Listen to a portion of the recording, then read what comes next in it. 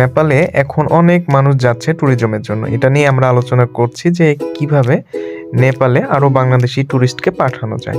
এরপরে খাবার টাইম, আমরা বুফেতে খাবো। এখানে বুফে আছে হোটেল রয়্যাল রাজে। তো আমরা বুফের জন্য লাইন ধরে একে একে এগিয়ে যাচ্ছি। তো অনেক বড় লাইন ছিল। তো আস্তে আস্তে লাইন এগিয়ে সামনে গিয়ে কোনো রকমভাবে খাবারটি পেয়েছি।